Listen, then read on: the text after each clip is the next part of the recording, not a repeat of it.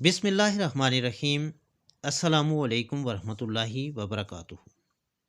سامعین، ہم آج کی اس ویڈیو میں کوہ کاف کی حقیقت کا ذکر کریں گے کہ کیا واقعی کوہ کاف پر جنات اور پریوں کا بسیرا ہے، اور کوہ کاف کی کہانیاں جو ہم بچپن سے سنتے آ رہے ہیں ان میں کتنی حقیقت ہے، اور یہ کون سے علاقے میں واقع ہے، کون کون سے ممالک کے ساتھ ان کا سلسلہ ملتا ہے۔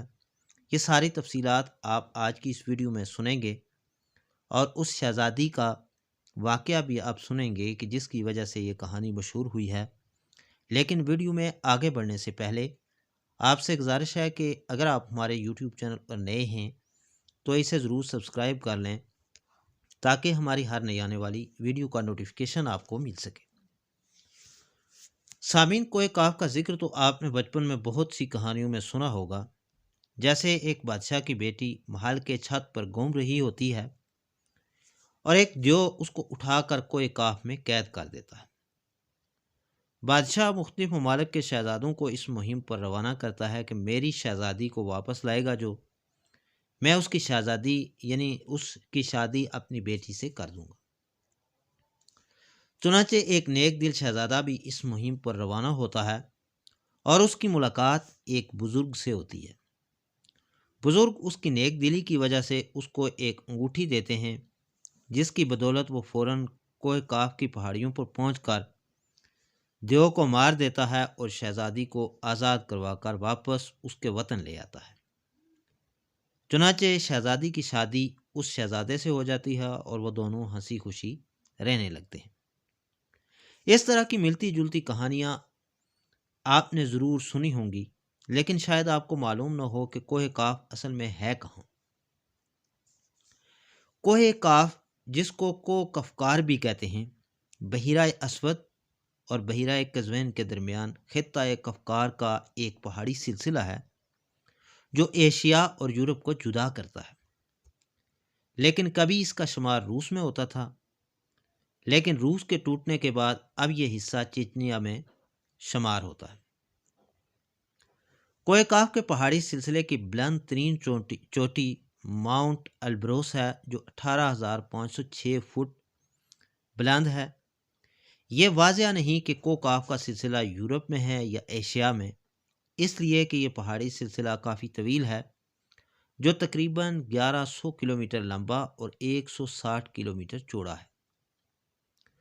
کوہ کاف کی شمالی دامن میں واقع چیچنیا کی چھوٹی سی جمہوریہ جس کا رقبہ 15,000 مربع کلومیٹر ہے اور آبادی 10 لاکھ سے بھی کم ہے، صدیوں سے روس سے نبرد آزما رہی ہے۔ گو کہ کوہ کاف کا یہ پورا علاقہ 16ویں صدی سے صفوی ایرانی سلطنت یعنی سلطنت عثمانیہ اور زار روس کے درمیان کشمکش اور مارکوں کا مرکز رہا ہے۔ لیکن چیچنیا کے عوام نے اپنی آزادی کی جنگ کا آغاز اس وقت کیا جب 18ویں صدی کے آخر میں عیسائی جارجیا نے ماسکو کے ساتھ اتحاد کیا اور چیچنیا ایک طرف جنوب میں جارجیا اور شمال میں روس کے گھیرے میں آ گیا۔ کفکار کا پہاڑی سلسلہ شمالی کفکار اور ماورا کفکار میں تقسیم کرتا ہے۔ شمالی کفکار روس کی سرزمین ہے، جبکہ ماورا کفکار میں خود مختار ریاستیں جارجیا، آرمینیا اور آذربائیجان واقع ہیں۔ کفکار کے پہاڑ کافی ڈھلوان ہیں۔ اس پہاڑی سلسلے میں 5,000 میٹر سے زیادہ لمبے چند پہاڑ ہیں۔ سب سے اونچے پہاڑ ایلبروس اور کازبیک ہیں، جن کی بلندی بالترتیب 5,642 اور 5,033 میٹر ہے۔ ان پہاڑوں کی برف کی سفید چادر میں لپٹی ہوئی دو چوٹیاں ہیں۔ دراصل یہ پہاڑ مردہ آتش فشاں ہیں۔ پہاڑوں کی مخروط شکل ڈھلوانوں پر گرم گیسوں کا اخراج اور معدنی پانی کے سرچشمے آتش فشانوں کے گزرے وقت میں پھٹنے کی یاد دلاتے ہیں۔ سامعین، اس علاقے میں معدنی پانی کے چشموں کی بہتات ہے۔ سب سے مقبول سرچشموں کے نام نارزان، بریومی اور یاسین توکی ہیں۔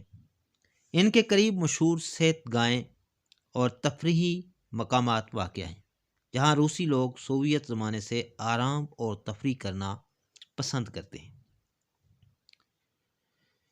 شمالی کفکار کے حالات موسمی طور پر معتدل ہیں۔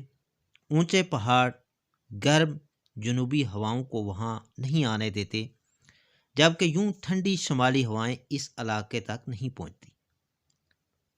جاڑے میں شمالی کفکار میں کڑاکے کی سردی نہیں پڑتی اور گرمیوں میں دریائے کوبان کی وادی میں چاول جیسی فصل اگانے کے لیے سازگار حالات ہیں۔ وہاں سے شمال کی طرف چاول اور کہیں نہیں اگایا جا سکتا۔ شمالی کفکار میں بہت زیادہ گلیشیئر موجود ہیں۔ موسم بہار میں جب ان کی برف پگھلنے لگتی ہے تو مقامی دریا پانی سے بھر جاتے ہیں، اس لیے اس سوکھے علاقے میں پانی کی قلت کا مسئلہ کبھی پیدا نہیں ہوتا۔ سامعین، شمالی کفکار کے سب سے بڑے دریا کوبان اور تیریک میں ہیں۔ کفکار صحت بخش ہوا کا ایک ذخیرہ ہے اور اس کے مناظر کو بے حد حسین قرار دیا جائے تو مبالغہ نہیں ہوگا۔ روس کے کوہ پیماؤں کو کفکار سے بڑا لگاؤ ہے۔ اکثر کوہ پیما ایلبروس کو سر کرنے کی کوشش کرتے ہیں۔ کفکار کی وادیوں میں کوہ پیماؤں کے کئی کیمپ اور مقام تبردہ اور دمبئی میں پہاڑی اس کی انگ کے اڈے قائم ہیں۔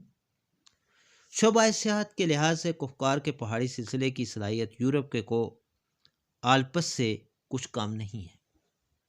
پاکستان، ہندوستان اور ایران میں کوکاف کے متعلق جنوں اور پریوں کے بے شمار قصے مشہور ہیں جو نہ صرف عوام میں سینہ باسینہ منتقل ہوتے رہے ہیں بلکہ بچوں کی کہانیوں میں باقاعدہ لکھے جا رہے ہیں۔ ہو سکتا ہے اس میں کچھ صداقت بھی ہو سکتا ہے یہ ویران جگہ جنات کا مسکن ہو، لیکن تصدیق کرنا مشکل ہے۔ باقی اللہ ہی بہتر جانتا ہے کہ اس میں کتنی صداقت ہے۔